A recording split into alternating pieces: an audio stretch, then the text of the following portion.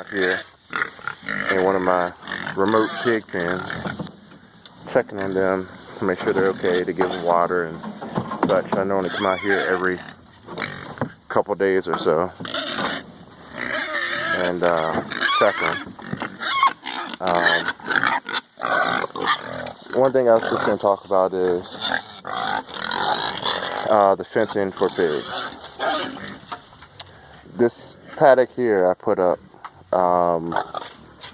strictly just to start clearing out, areas in the woods. I have a few of these that are 80 by 80 foot on each side, and they're all in the same, basic, build, corner poster wood, and the posts in the middle are all T-posts. They're not spaced very close, and as you can see, I got like a piece of an old pallet that I drill holes through that I run the electric wire through, which when they're younger it does really well.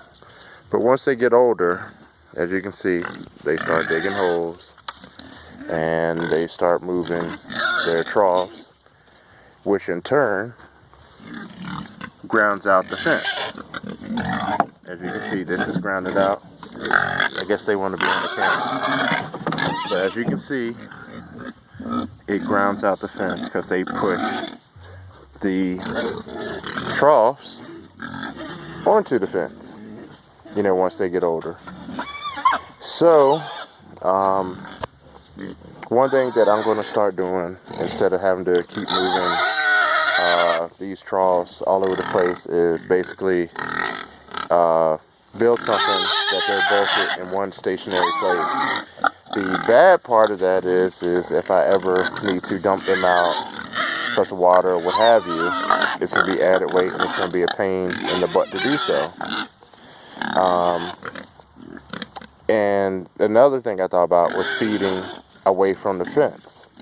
But I feed close to the fence because I can back my truck up and just dump the feed off into the trough. But I guess it's one of those things where you gotta figure out which is more important to you. Is it more important that every time I come over here, they have got the fence and the trough, or the trough on the electric fence?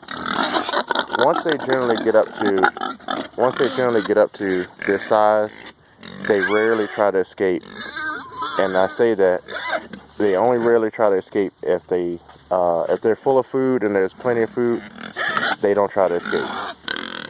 Now, just by nature, they love to root, and they're going to root everything up and push stuff around. As you can see down here, they have rooted up the dirt onto the fence.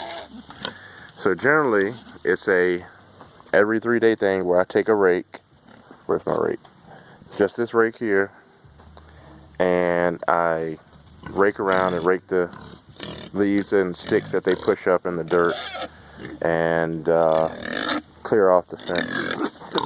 I guess you could say it's a labor of love, but all these pigs here, I process at least 6 pigs a year. There's 8 here. These are my personal pigs that me and my family eat. They're not the pigs I raise to sell. But there's 8 here, and I might sell a couple of these. But most of them are going to be in the freezer. But my shoe's not food, okay? But they're not really wild. They're not really tame either. I can still get within the arm's reach of them. But I did the video basically to show what pigs do once they get older and the electric around the fence. It's something that about when they get older, they rarely try to escape, but when they're younger, they look for a way out. And I've turned the fence off mistakenly, because when I get in here, I cut the fence off for days and come back and they're still here. I guess one of the things is you have to get them trained on electric early.